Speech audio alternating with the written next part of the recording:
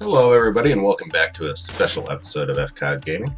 I'm your host, Alex, and this is a mod spotlight for Rimworld called Redist.Heat. Obviously, I'm going to have the link down in the description for this mod, but what it aims to do is basically improve the heating facilities that are going on with Rimworld. So in the vanilla game, you have this heater right here, and you have this cooler right here, and they do the job. But a lot of times, like in bedroom situations or in your workshops or whatever, you end up building one in every room, and it tends to waste a lot of metal. Which, depending on the map, that can be a very valuable resource for you. In this mod, you don't necessarily have to do that. This mod adds in a whole bunch of extra heating options, plus this ductwork tab, which I'll get to in a minute. But yeah, you have your small heater, your medium cooler, which is what comes in the vanilla game. Then you have wall-mounted small coolers, medium heaters, which are...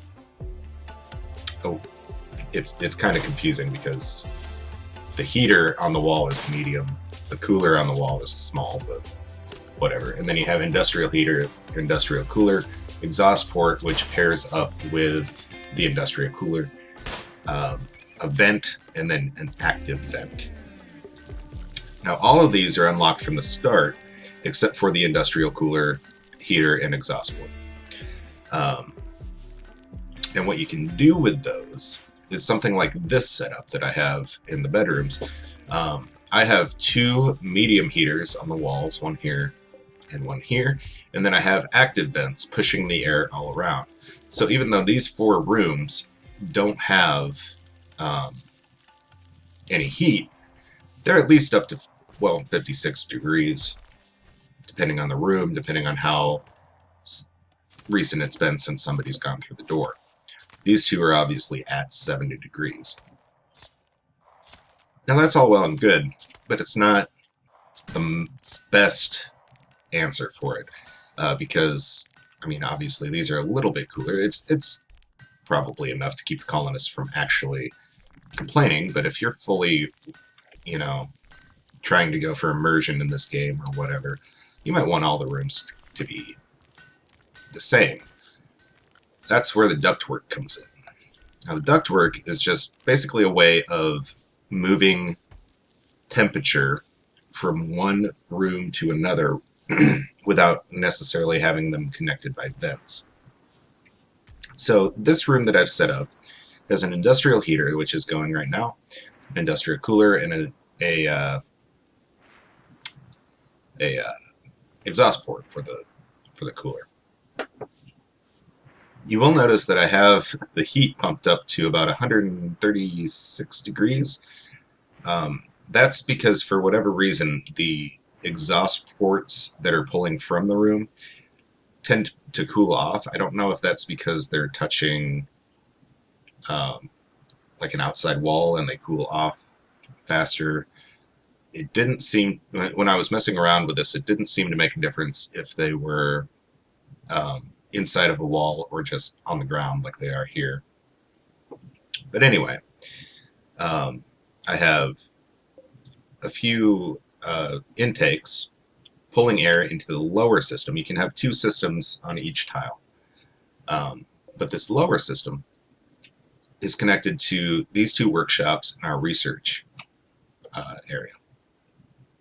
And as you can see, the room that's 135 ish makes the duct temperature hover right around, well, between 72 degrees and 86 degrees. So there is a little bit of loss of heat in that.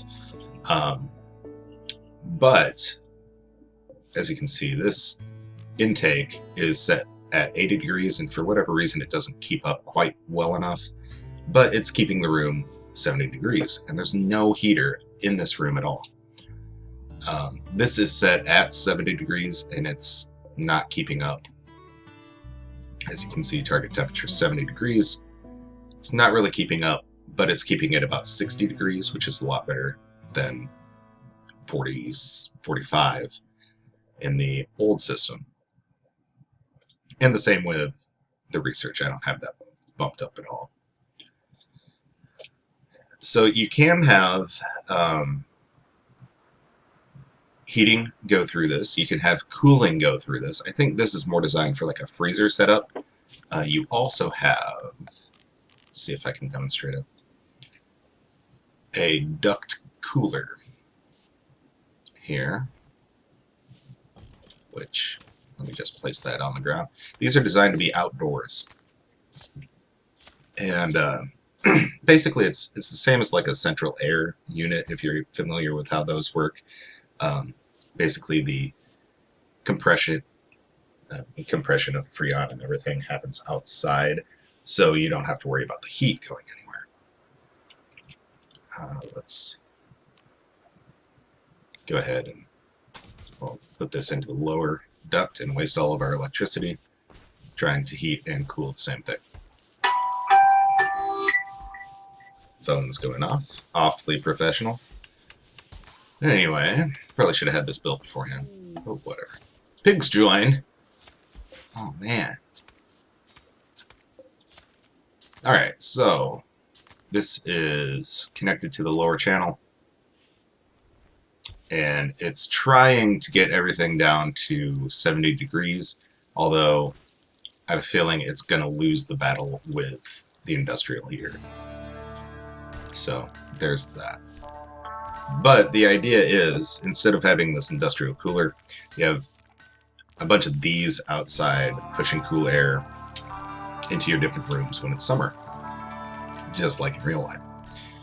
So, but that's it. That's pretty much what this mod has to offer. Like I said, it's not really interesting enough to do a full playthrough of, but it's a nice little mod, and it would make a nice little addition to a little modded game, definitely. But yeah, it is kind of finicky, but it does what it's advertised to do. So, I think I'm going to leave that episode here. Don't make fun of me for starving my colonists. I was trying to set this whole thing up and kind of forgot about food. My bad. But anyway, if you like this video, go ahead and hit that like button. If you want to see more videos like this, go ahead and hit subscribe. I'm going to try and do one of these mod spotlights for either Rimworld or Factorio, or maybe even KSP, I don't know. At least once a week. And yeah, if you want to see that and maybe more playthroughs that I'm doing, hit subscribe. And as always, remember to take care of yourselves out there. Thanks for watching.